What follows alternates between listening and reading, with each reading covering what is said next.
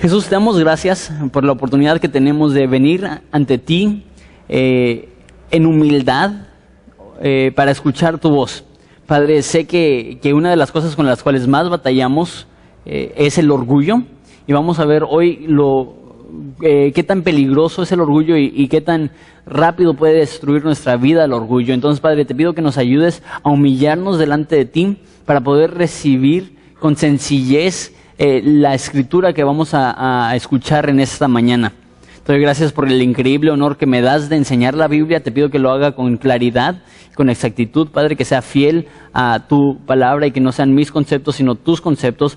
Y te pido que a través del escuchar tu palabra te podamos adorar y también practicar todo lo que aprendemos. Padre, te damos gracias por ser tan bueno con nosotros y una vez más encomendamos este tiempo en tus manos. Es en tu nombre bello que pedimos esto. Amén. Bien, como dije, estamos en Hechos capítulo 12. Yo creo que todos estamos de acuerdo con el hecho que Dios es soberano. Y lo que significa que Dios es soberano es que Dios hace lo que quiere, cuando quiere, como quiere. No creo que muchos de nosotros pondríamos peros, decimos pues es Dios. Pero lo que es más complicado es intentar descifrar por qué hace lo que hace, de la forma que lo hace. El motivo que digo esto es porque hoy vamos a ver una historia en Hechos en el cual hay varios líderes en la iglesia en Jerusalén y uno va a ser asesinado y otro va a ser milagrosamente rescatado. La pregunta es, ¿por qué decide dejar que uno muera y rescatar milagrosamente al otro? Y la realidad es que muy pocas veces vamos a ver por qué, pero sin embargo lo que vamos a ver en esta historia y la conclusión a la cual quiero que lleguemos es que no importa qué es lo que suceda en nuestras vidas, Dios es siempre digno de la gloria, el reconocimiento y el honor. Entonces, ese es el fin del sermón de hoy. Entonces, si pudiese aplicar correctamente el sermón de hoy, tú vas a, en las buenas y en las malas, adorar a Jesucristo. Ya vimos que Pedro en los primeros capítulos fue encarcelado y Dios milagrosamente lo sacó de la cárcel. Entonces vamos a ver hoy cómo es encarcelado otra vez y van a elevar la seguridad. Y de hecho el nombre del estudio hoy es Prison Break, o como dice su boletín, Prison Break, que es Prison Break Región 4. Si no has visto el programa de televisión, hay un programa de televisión que va enfocado en unas personas que son encarceladas, que intentan escapar, que alguien se tatúa los planos de la cárcel, intenta escapar. No he visto toda la serie, he visto unos cuantos episodios, pero me dio esa idea de cómo escapar de la cárcel, porque obviamente no es fácil escapar de la cárcel, y obviamente después de que una vez te has escapado, cuando aumentan la seguridad es aún más difícil escapar de la cárcel. Entonces esa es la historia que vamos a ver hoy. Estamos en Hechos capítulo 12, dice así: en aquel mismo tiempo el rey Herodes echó mano en algunos de la iglesia para maltratarles, y mató a espada a Jacobo, hermano de Juan. Y viendo que esto había agradado a los judíos, procedió a prender también a Pedro. Eran entonces los días de los panes sin levadura. Entonces empieza la historia y dice en versículo 3 que son los días del panes de levadura, que es la época de la Pascua. Y si han estado con nosotros en el estudio de Hechos o estuvieron con nosotros desde el estudio de Juan, tú sabes que en Jerusalén se hacían 3 fiestas al año, en la cual todos los judíos regresaban a Jerusalén y estaba totalmente saturada la ciudad. Esa era una de estas épocas. De hecho, el rey Herodes no vivía en Jerusalén, vivía en Cesarea, de donde era Cornelio. Eso lo vimos hace unos cuantos capítulos. Él viajaba de Cesarea, que era la capital de Palestina en ese entonces, a Jerusalén, que era la capital de la nación de Israel. Cuando había esas fiestas para celebrar con los judíos, para estar al pendiente de que no se armara ningún pleito o ninguna riña ahí entre judíos y romanos o lo que sea. Entonces él viaja a Jerusalén. Y cuando él está ahí, él mata a uno de los pastores de la iglesia en Jerusalén, a Jacobo, que es uno de los 3 discípulos principales. Vemos que Jesús tenía 12 discípulos, pero aún dentro de los 12 discípulos tenía 3 discípulos aún más íntimos, que eran Pedro, Juan y Jacobo. Entonces, al parecer, cuando se fundó la iglesia, habían 3 líderes titulares. Estaba Pedro, que era el líder titular, porque él era el que predicaba, él era el que se levantó el día de Pentecostés y todo eso. También estaba Juan y también estaba Jacobo. Entonces, esta es la primera vez que vemos en el libro de Hechos uno de los líderes titulares que son asesinados. Hemos visto un diácono asesinado y hemos visto que muchos de los miembros han sido carcelados y asesinados, pero hasta ahorita no ha sido un líder. Y algo interesante es que esta también es la primera vez que hay persecución provocada por el gobierno, no por la religión, no por la institución religiosa que existía, no por los judíos en sí. Ahora, si tienes tiempo conociendo la Biblia o has leído el Nuevo Testamento, lo que sea, tú te vas a decir, ¿qué onda con el rey Herodes? Este cuate es eterno. ¿Por qué? Porque en Mateo capítulo 2, el rey Herodes intenta matar a Jesús y asesina a cientos de niños en Belén. Y en Mateo capítulo 14 es el rey Herodes que asesina a Juan el Bautista. Y tú dices, ok, esto fue Mateo 2, después Mateo 14, y ahora Hechos 12, y está saliendo otra vez este rey Herodes. La verdad, pues ya han transcurrido como 50 años, sigue siendo el mismo rey. Lo que es interesante es que en el Imperio Romano había un emperador, el César, y en las diferentes regiones tenía diferentes reyes. Y en Palestina, donde es la región de Herodes, ya han habido 3 reyes que se llaman Herodes. Entonces, es este rey Herodes, está el Herodes que mató a Juan el Bautista, es el tío de este Herodes, y el Herodes que intentó matar a Jesús es el abuelo de este Herodes. Entonces, Herodes viene de una familia privilegiada, pero una familia obviamente intensamente mala, porque uno mató a cientos de niños, otro asesinó a un profeta que era inocente, y ahora tenemos a este que está matando a los pastores de la iglesia. ¿Por qué? Porque vio, dice versículo 2, o versículo 3, perdón, viendo que esto agradaba a los judíos. ¿Cuál es el motivo que él está asesinando a los pastores? Él no tiene nada en contra de la iglesia, él no tiene nada en contra de los cristianos, él no tiene nada en contra de Pedro o de Jacobo, simplemente lo está haciendo para ganarse la aprobación de las personas. Y esto a mí me levanta una luz roja, una luz amarilla en mi vida, y yo digo, wow, tenemos que tener mucho cuidado. ¿Por qué? Porque nosotros también tenemos la tendencia de querer vivir para la aprobación de los demás. Y que las cosas que hacemos, las hacemos pensando, ¿qué es lo que puedo hacer para ser más popular? O para tener un mayor seguimiento, o para tener mayor influencia, en vez de decir, ok, ¿qué es lo que dice Dios? Que nuestro filtro al momento de tomar decisiones es, ¿qué es lo que van a decir mis vecinos, o mis amigos, o mis parientes? En vez de, ¿qué es lo que va a decir Dios? ¿Qué es lo que dicen sus escrituras? ¿Qué es lo que piensa Él de lo que estoy haciendo? Y otra cosa que quiero notar aquí es la fragilidad del ser humano. Cómo cambian de opinión. ¿Se acuerdan en la historia de Jesús?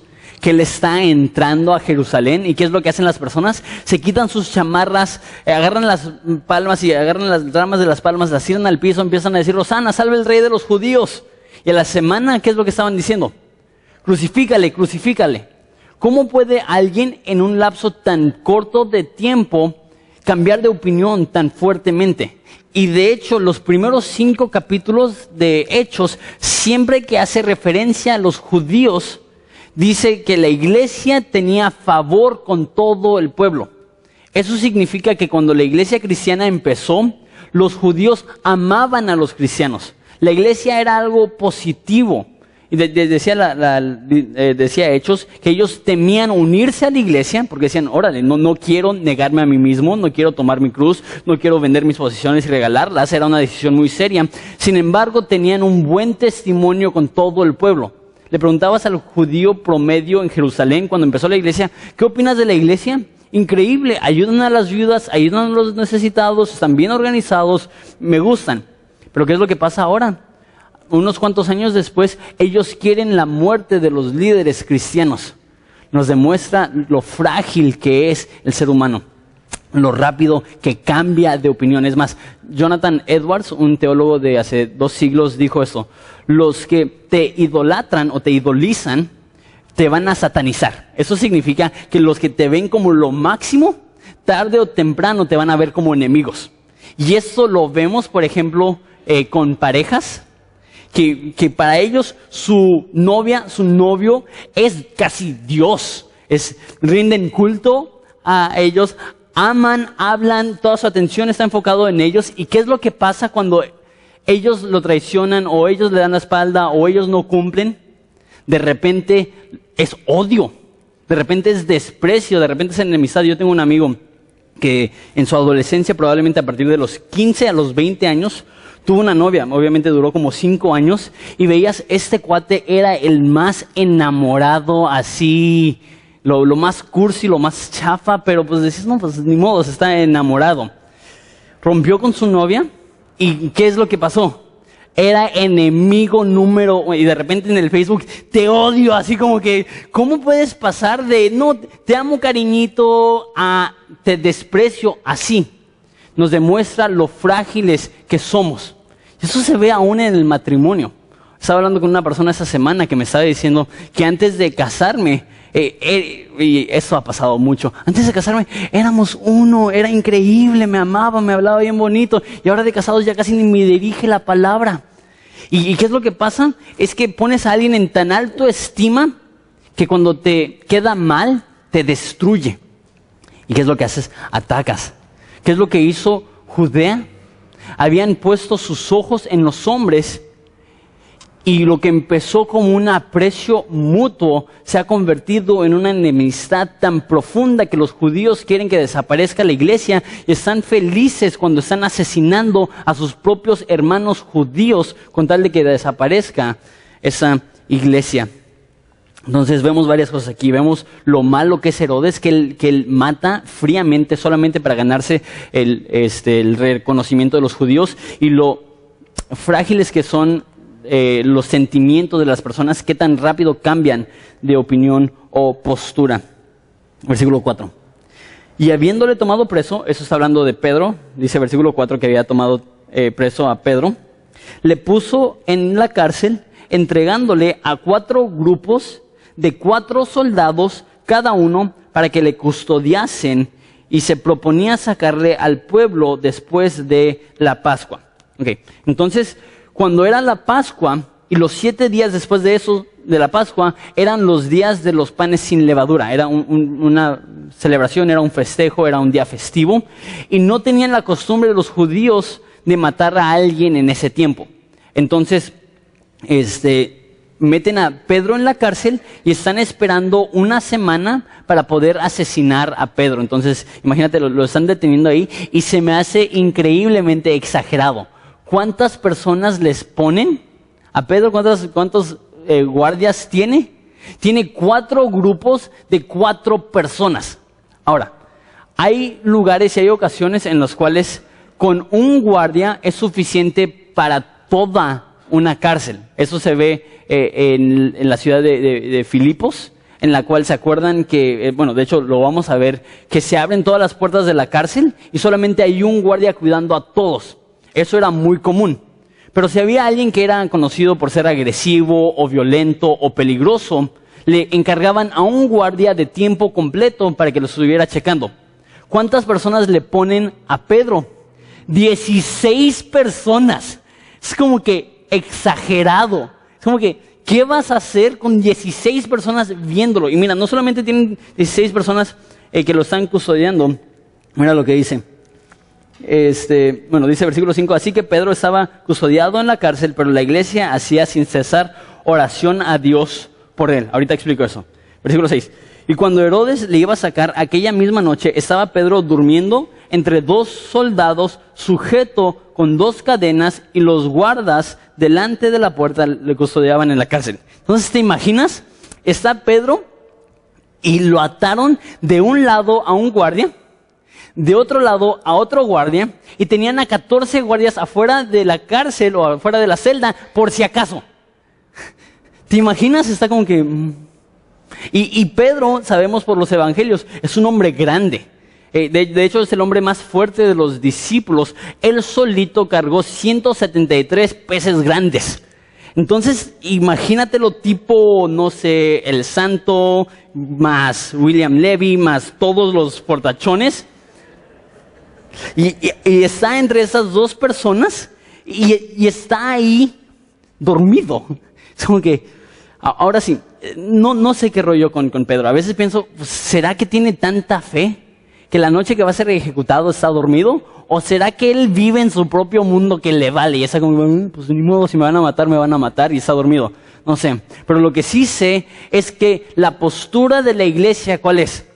Ese versículo 5, oraban sin cesar por él. Empecé al principio diciendo que creemos en la soberanía de Dios, que eso significa que Dios hace lo que quiere, cuando quiere, cómo quiere. Y lo que pasa y lo que he notado, y eso es una realidad trágica, es que en iglesias como la nuestra, que enfatizamos la soberanía de Dios, a veces se nos hace un poco más difícil orar, porque si decimos, si Dios va a hacer lo que Él quiere, cuando quiere, de la forma que Él quiere, entonces ¿para qué orar? Entonces ¿por qué interceder si Dios va a hacer lo que quiere de todos modos? La oración es algo que hacemos sabiendo que Dios puede hacer lo que quiere, cuando quiere, porque quiere. Déjalo digo de esa forma. El hecho que Dios es todopoderoso no debe delimitar nuestra oración, sino impulsar nuestra oración. Debemos de orar sabiendo, ok, Dios puede sanar, Dios puede liberar, Dios puede actuar, y porque Él puede hacer lo que Él le pega la gana, por eso oramos. Y Dios sí va a hacer su voluntad, pero muchas veces Dios va a dejar que su voluntad se una con nuestra petición y que haga las cosas que le pedimos. No siempre, pero dice Santiago, no tenéis porque no pedís. Eso significa que hay cosas que no tenemos porque no hemos pedido, y hay cosas que tenemos que si no hubiéramos pedido, no las hubiéramos tenido. ¿Qué significa esto? Debemos de enfatizar la oración. La oración es vital para la vida de un cristiano. Ellos tenían problemas, ¿y qué es lo que no hicieron? No fueron a buscar un abogado, no fueron a apelar, no fueron a pelear. ¿Qué es lo que dijeron? La oración tiene que ser la primera opción, no el último recurso. Y he escuchado la frase, y me imagino que algunos de ustedes, algunos de nosotros, hasta le hemos dicho, ni modos, ahora lo único que podemos hacer es orar. ¿Qué es lo que estamos diciendo? La oración es nuestro último recurso, porque ya intentamos todo y no funcionó, pues ahora a ver si nos puede ayudar Dios. No, la oración debe de ser la primera opción, no el último recurso. Están orando y miren esa historia, a mí me parece fabulosa. Dice que estaba atado con dos soldados, uno de cada lado. Hay algunos que piensan que eran 4 soldados por turno y que habían 4 soldados en la mañana, 4 soldados al mediodía, 4 soldados en la tarde y 4 soldados en la noche. No creo. Yo creo que son 16 soldados al mismo tiempo. Ahorita les voy a explicar por qué. Pero está súper exagerado. Y mira lo que pasa, versículo 7. Y he aquí, se presentó un ángel del Señor, y una luz resplandeció en la cárcel, y tocando, de hecho, esa palabra es sacudiendo, y sacudiendo a Pedro en el costado, le despertó diciendo, levántate pronto, las cadenas se le cayeron de las manos. Entonces, ¿te imaginas? Es de noche, está totalmente dormido Pedro. Y recuerden, aquí acaba de decir que acaban de matar a Jacobo con la espada. Eso no significa que murió en guerra. Eso significa que murió ejecutado porque lo decapitaron. Entonces él acaba de ver a uno de sus mejores amigos asesinado. Y él sabe que es su última noche de vida.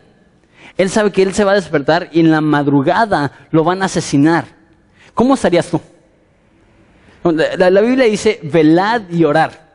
Si hubiera una noche en la cual yo estuviera velando y orando, sería la noche o la noche antes del día que iba a morir. ¿Y qué está haciendo él? Está totalmente dormido. No sé, casi me lo imagino como que acurrucado con su soldado, como que... Sí, imagínate lo incómodo, estás así entre 2 soldados, ¿qué vas a hacer? Y te imaginas, y dice que llega un ángel, dice que le tocó en el costado. Esa palabra tocar ahí no es tocar de, hey, despierta. Es de sacudir, es de agresividad. ¿Qué tan dormido estaba que ni siquiera la luz del ángel lo despertó? Nada lo despertó y lo tuvo que sacudir el ángel. Es como tu hijo adolescente que no se levanta en la mañana, que lo tienes que sacudir con todo. Esa es la imagen que nos da de Pedro. Y dice el ángel, ciñete y átate las sandalias o prepárate. Y lo hizo así y le dijo, envuélvete en tu manto y sígueme. Y saliendo el ángel le seguía a Pedro, pero no sabía que en verdad lo que hacía el ángel, sino que pensaba que veía una visión. Entonces él está pensando que está soñando. ¿Alguna vez has tenido un sueño tan real que dices, órale, estoy soñando o es verdad? Y estás soñando que estás haciendo y en tu sueño te estás preguntando si estás soñando o es verdad. Eso es como que lo opuesto. Él está viviendo algo en la medianoche, él se acaba de despertar y él está pensando, ¿será cierto lo que está pasando? ¿Será un sueño? ¿Será una visión? ¿Qué es lo que está sucediendo? Versículo 10. Habiendo pasado la primera y la segunda guardia, por eso pienso que los 16 soldados estaban ahí, yo creo que estaban en grupos de 4, nada más viendo como una cárcel de alta seguridad. Llegaron a la puerta de hierro que daba a la ciudad, la cual se abrió por sí misma, y salidos pasaron una calle y luego el ángel se apartó de él. Entonces Pedro, volviendo en sí, dijo, ahora entiendo verdaderamente que el Señor ha enviado a su ángel y me ha librado de las manos de Herodes y de todo el pueblo de los judíos que le esperaba. Okay, yo tengo como les dije, una imaginación un poco activa. Entonces yo me imagino que despierta y él está sacado de onda, y los guardias y lo sacan de la cárcel y de repente llegan a una calle, y desaparece el ángel y cae en cuenta. Ya no estoy en la cárcel. ¿Te imaginas ese momento el momento de emoción, pero al mismo tiempo pavor y temor de, ok, ¿qué es lo que pasa si me encuentran? ¿Qué es lo que pasa? ¿Me van a meter a la cárcel? ¿Me van a asesinar? ¿Me van a torturar? Y no sé, es en la medianoche, me imagino unas cuantas antorchas en la calle iluminando la ciudad, me imagino piso de piedra, me imagino que empieza a decir, así como que el temor, ¿y qué hago? Me lo imagino que empieza a correr. ¿Tú querías? Tú querías en ese momento, corres por tu vida. ¿Y a dónde vas? ¿Sabes a dónde fue Pedro? A su grupo en casa. Qué interesante. Déjale digo eso. Un grupo en casa es una excelente opción en momentos de prueba, porque ahí puedes encontrar apoyo. Déjate lo leo. Ese versículo 12. Habiendo considerado esto, llegó a la casa de María, la madre de Juan, el que tenía por sobrenombre Marcos, donde muchos estaban orando. Cuando llamó a la puerta del patio, salió a escuchar una muchacha llamada Rode. Deja explico lo que está sucediendo. Entonces, ¿qué es lo que pasa? Dice, ¿a dónde voy? ¿A dónde voy? ¿Sabes qué? En casa de María sé que están orando. En casa de María sé que hay una reunión ahorita. En casa de María sé que ahí me van a proteger, ahí me van a cuidar, ahí me van a salvar. Y va corriendo allá. Ok, nada más deja explicar unas cuantas cosas. Esta María no es María la madre de Jesús, no es María Magdalena y no es María la hermana de Marta. Esa es una nueva María. Es María, aquí dice la mamá de Juan Marcos. ¿Y quién es Juan Marcos? El sobrino de Bernabé. Entonces eso significa que Bernabé, el que vimos la semana pasada que fue mandado a Antioquía para plantar una iglesia, uno de los miembros originales de la iglesia, esa era su hermana. Al parecer ella tenía un grupo en casa en el cual se reunían. Pedro probablemente estaba involucrado en ese grupo en casa. Entonces imagínate, hay probablemente docenas de personas reunidas en una casa. ¿Y qué están haciendo? Están orando sin cesar por Pedro. ¿Qué horas son ahorita? Probablemente la medianoche, y siguen orando y siguen intercediendo y siguen pidiendo. Qué bonito tener ese tipo de apoyo. Ese es uno de los motivos más grandes por los cuales tenemos grupos en casa. Porque cuando tú sufres, adivina quiénes son los que van a estar orando más por ti. Los de tu grupo en casa, porque son los que están más cercanos a ti, los que son más íntimos contigo, los que conocen más profundamente tus problemas y tus dificultades. Y ellos están orando y pidiendo por Pedro en el momento que llega Pedro. Y dice que sale una muchacha, y de hecho el nombre muchacha ahí significa niña. Entonces imagínate, probablemente tendrá unos 5 o 6 años, me imagino yo, porque mira lo que hace. Dice, la cual, cuando reconoció la voz de Pedro, de gozo no abrió la puerta, sino que corriendo adentro, dio la nueva de que Pedro estaba a la puerta. Y ellos dijeron, estás loca. Pero ella aseguraba que así era. Entonces ellos decían, es su ángel, algo místico, lo que la palabra y ángel significa su espíritu, es un fantasma, no sé, están como que medio locos las personas en ese grupo en casa. Versículo 16. Mas Pedro persistía en llamar, y cuando abrieron y le vieron, se quedaron atónitos. Entonces eso es lo que sucede. Pedro corre, llega al grupo en casa, estoy seguro que está pensando, en cualquier segundo van a venir por mí. ¿Y qué es lo que hace? No quiere gritar muy fuerte. Entonces, al parecer en esa casa, estaban todos reunidos, tenían un patio y afuera del patio había una reja. Entonces dice que sale la niña, no sabemos por qué, y que escucha la voz de Pedro. Pedro probablemente ni siquiera quería hacer ruido y dice, ¡ay! ¡Ayuda! ¡Ayuda! Y sale una niñita. Imagínate una niña de 5 o 6 años. ¿Y qué es lo que hace? En vez de abrirle la reja, se regresa y le dice a los que están adentro, ¡llegó Pedro! ¿Y tú qué haces si una niña de 6, 5 años te dice eso? ¡Ay, no, ¿cómo crees? No, está en la cárcel Pedro. No, lo escuché. No, te va a comer el coco, deja de hacer esas cosas. Y así como que asustándola, al parecer, o algo así. Y de repente como que Pedro ya empieza a tocar más fuerte. Salen, le abren y dicen, Pedro, ¿qué haces aquí? Y me encanta esa imagen. Mira lo que dice el versículo 17. Pero Pedro, haciéndoles con la mano señal de que callasen, les contó cómo el Señor le había sacado de la cárcel y dijo, haced saber esto a Jacobo y a los hermanos, y salió y se fue a otro lugar. Entonces, ¿te imaginas? Él entra y ¿qué es lo que pasa en ese grupo en casa? Me imagino que están alteradísimos. Pedro llegó y celebran y gritan. Pedro, no saben que me escapé.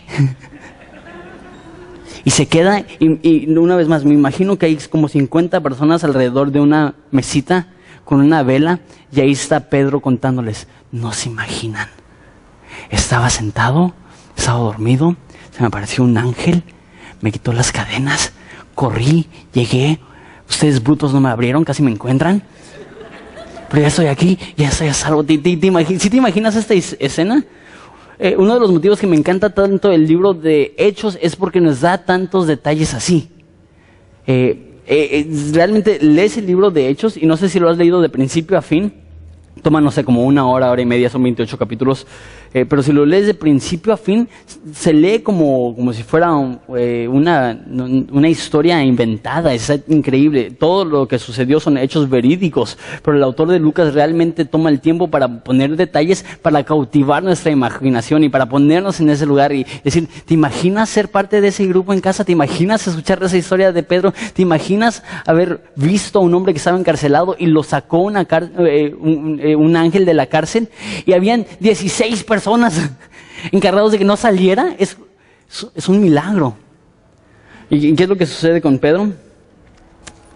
Versículo 17. Y salió y se fue a otro lugar. Pero antes de eso dice que le avisaran a Jacobo. Y a lo mejor tú dices, pero acaban de matar a Jacobo. Entonces a lo mejor son una de dos cosas. Lo más seguro, porque él ya fue encarcelado después de la muerte de Jacobo, él sabía que había muerto Jacobo. Pero hay personas que dicen, a lo mejor él todavía no sabía que estaba muerto Jacobo y nada más le dijo, díganle a Jacobo. Pero lo que es más seguro, y lo que vamos a ver, es que va a ser ahora el líder titular de la iglesia en Jerusalén, un hombre, de hecho bastante joven, probablemente menor de 30 años, llamado Jacobo. Y él va a ser, como dije, el líder titular, y Pedro aquí se va a ir y ya no lo vamos a volver a ver en Hechos, salvo en Hechos 15 brevemente, que va a un debate. Pero esa es la última mención que tenemos de Pedro en Hechos, y ya no vemos tampoco mención de Juan, y Jacobo ya fue asesinado. Entonces no sabemos realmente qué pasó con Juan. Sabemos que más adelante él va a estar viajando en Turquía, en Asia Menor, predicando y pastoreando, y sabemos que Pedro también va a seguir escribiendo. Hay algunas personas que dicen que a lo mejor regresó a Jope Hay algunas otras personas que dicen que a lo mejor se fue a Roma. Realmente no sabemos qué es lo que pasó con Pedro. Lo que sabemos es que Pedro deja la iglesia y la deja encargado de Jacobo, el medio hermano de Jesús, quien también fue llamado Santiago, el autor del libro de Santiago. Entonces, nada más para que sepan quién es ahora el pastor en Jerusalén. Pedro se va, ya no sabemos qué es lo que pasa con él. Probablemente se fue porque pues están atentando en contra de su vida y está saliendo simplemente para no ser asesinado. Luego fue de día y hubo no poco alboroto entre los soldados que había sobre qué había sido de Pedro. Mas Herodes, habiéndole buscado sin hallarle, después de interrogar a los guardias, ordenó llevarlos a la muerte. Después descendió a Judea y a Cesarea y se quedó ahí. Una vez más, él era de Cesarea. Y vemos, como dije, la crueldad de este hombre, que él asesinó a 16 hombres. Y entiendo, a lo mejor, la ley era que si tú eras un guardia y se te escapaba el preso, era condenado por muerte, porque era simplemente para proteger en contra del soborno. Porque si hay un guardia y hay varios presos, todos le dicen, ¿sabes qué? Te doy 1,000 pesos. Entre los 10 presos se juntan 10,000 pesos. Él dice, no es que me dormí, no es que me golpearon, no es que se escaparon. Y él se queda con 10,000 pesos, se queda con su trabajo a lo mejor y los presos se van.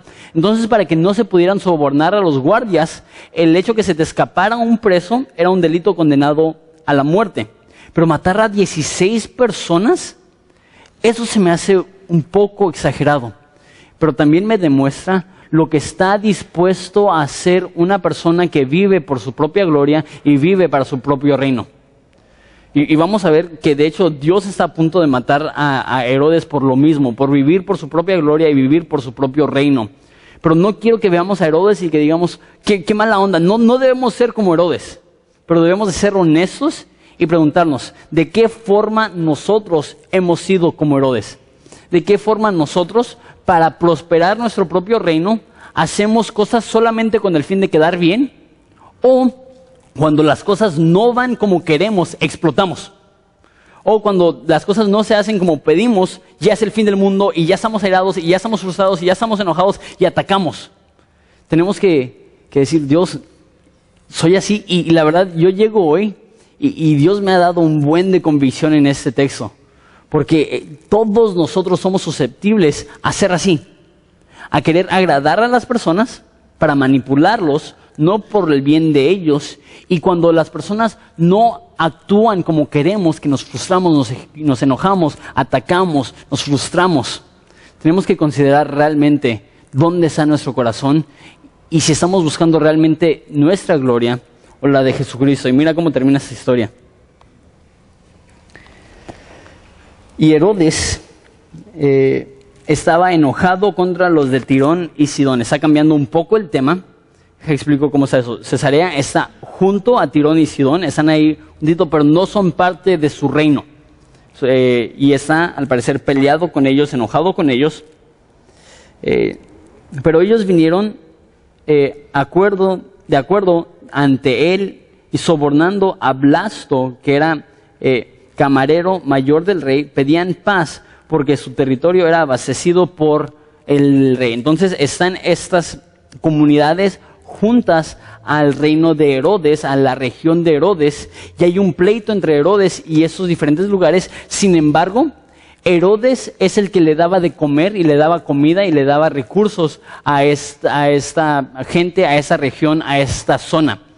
Entonces ellos sobornan al camarero de Herodes para que les diga, sigue ayudándoles, sigue dándoles recursos, sigue dándoles comida. Y mira lo que sucede.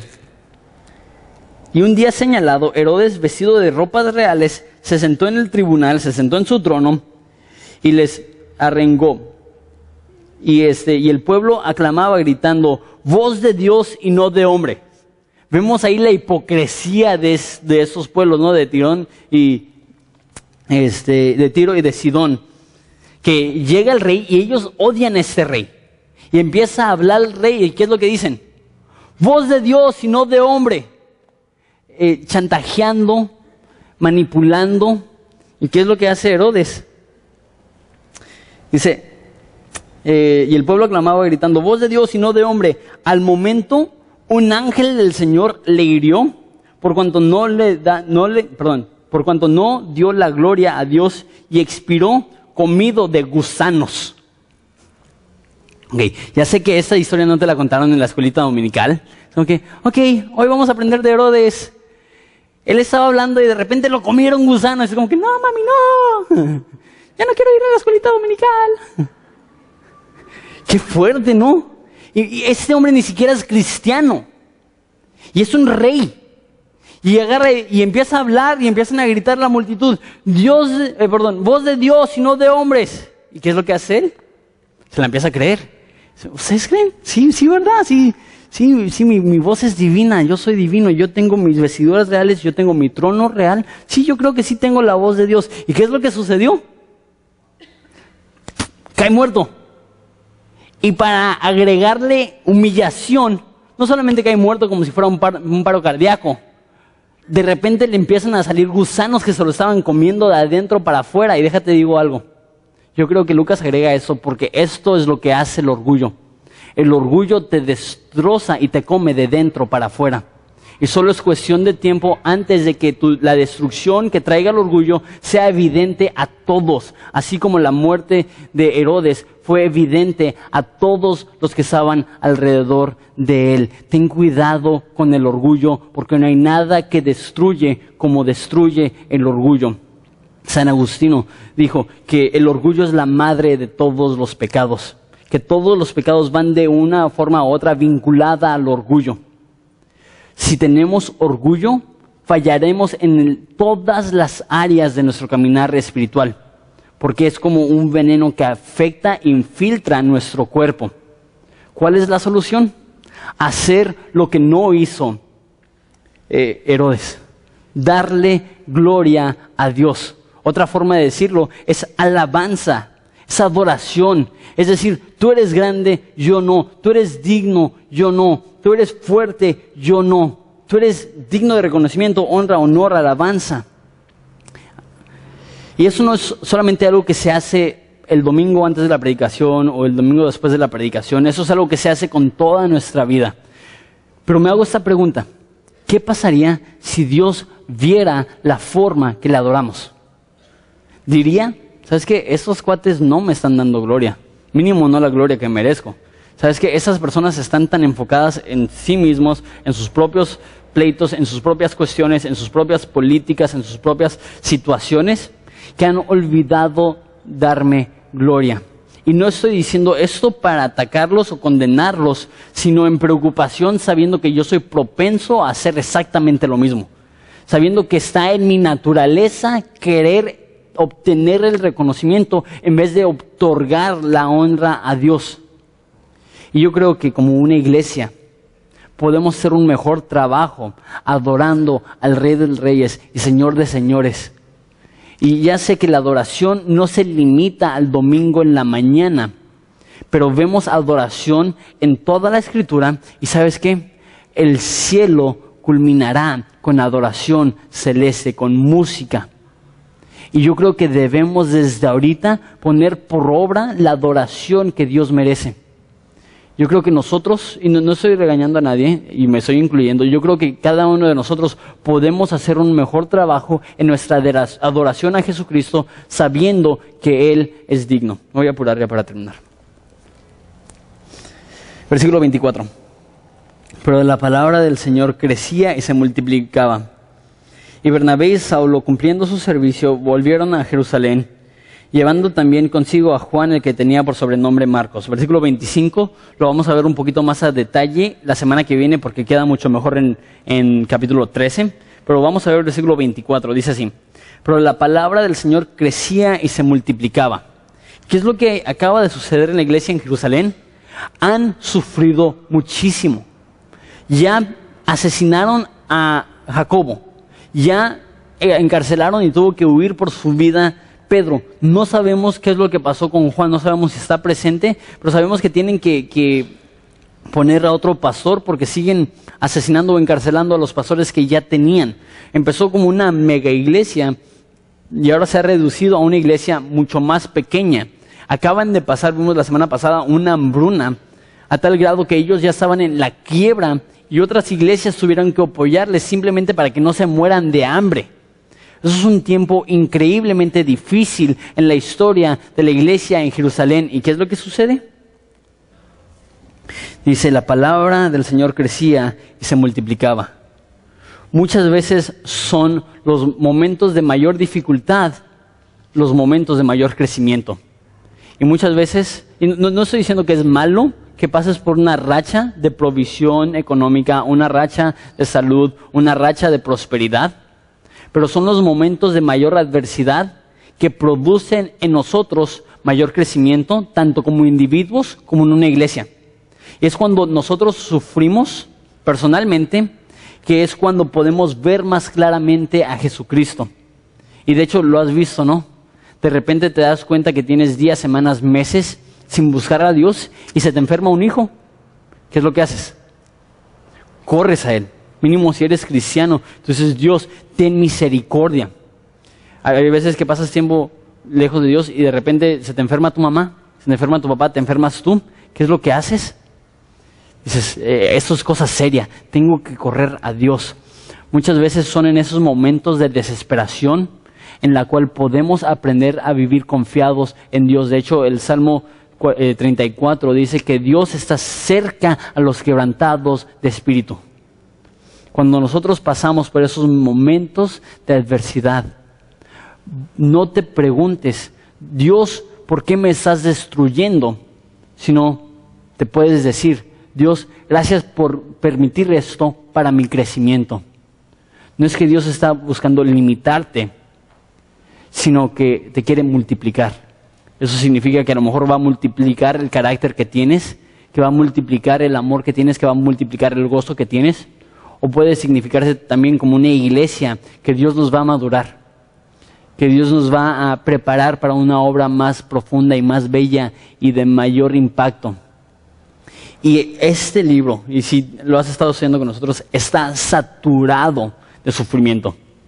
Desde el tercer capítulo, empieza a haber oposición, empieza a haber ataques. Y lo peor que podemos hacer es ver los ataques y la oposición como algo negativo. Debemos de verlo como algo constructivo.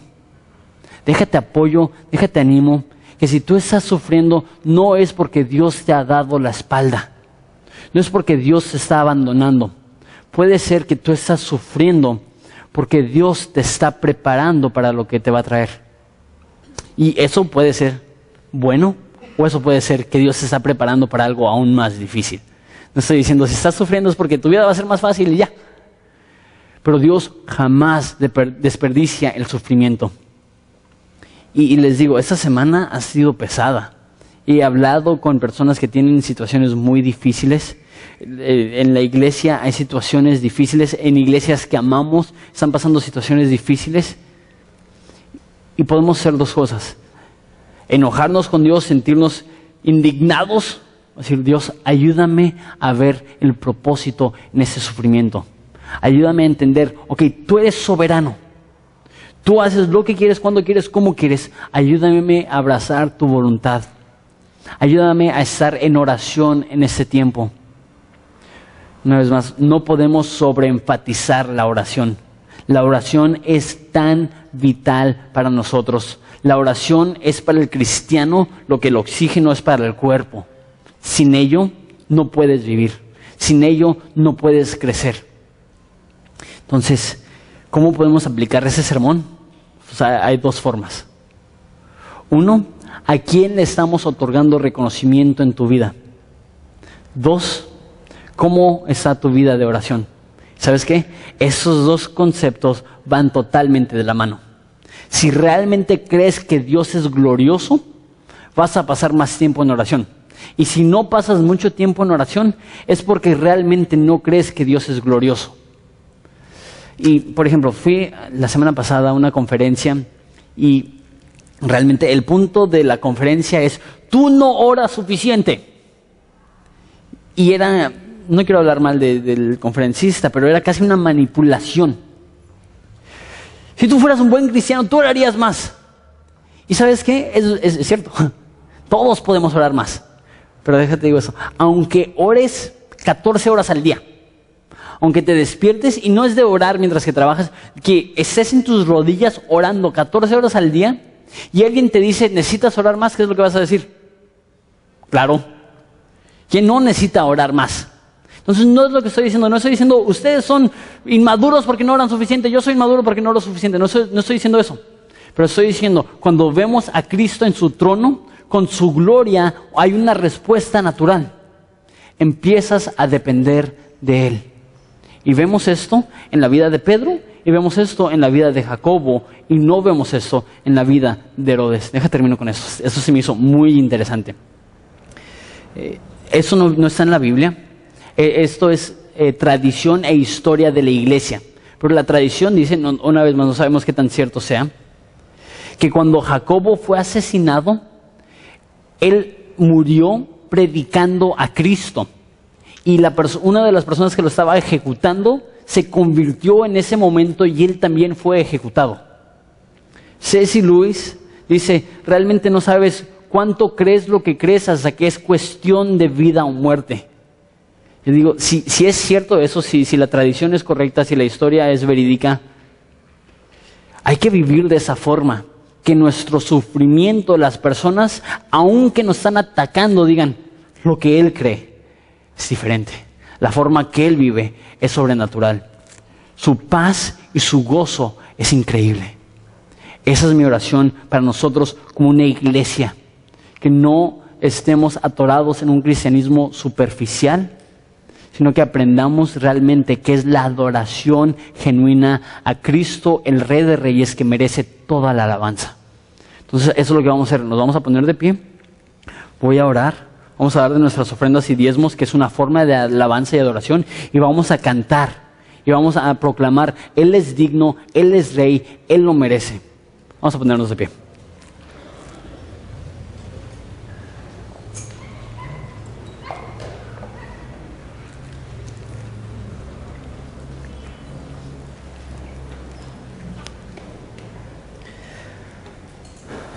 Padre, yo confieso personalmente y como líder de Horizonte que necesitamos regresar a lo más básico y lo más fundamental, y eso es tú.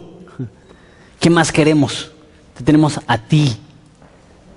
Padre, ayúdanos a verte en el sufrimiento, porque sabemos que si estamos conscientes de tu presencia, podemos enfrentarnos a cualquier dificultad con gozo.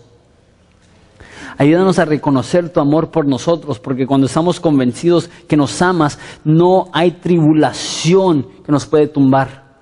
Ayúdanos a, como Pablo, decir, estoy convencido que ni lo alto, ni lo profundo, ni ninguna otra cosa creada podrá separarnos del amor de Dios que está en Cristo Jesús. Lo único, lo suficientemente poderoso para cambiarnos es tu amor. Y lo único es lo suficientemente grande para agarrar la atención de personas que están tan distraídas como nosotros, es tu gloria. Abre nuestros ojos a través de una revelación más profunda de quién eres tú, Cristo. Te pido que en este momento podamos adorar como tú mereces desde el fondo de nuestro corazón, con un espíritu genuino, en espíritu y en verdad. Te doy gracias por esta congregación que tú amas. Sabemos que tú amas la iglesia y diste tu vida por ella. Te pido por favor, Padre, que bendigas a cada uno de los que están aquí, amándote, honrándote, dándote el primer día de la semana para venir a buscarte. Te doy gracias por ellos. Bendícelos. Te pedimos por las ofrendas y diezmos. Te pido que las prosperes y las multipliques en el nombre de Jesús. Amén.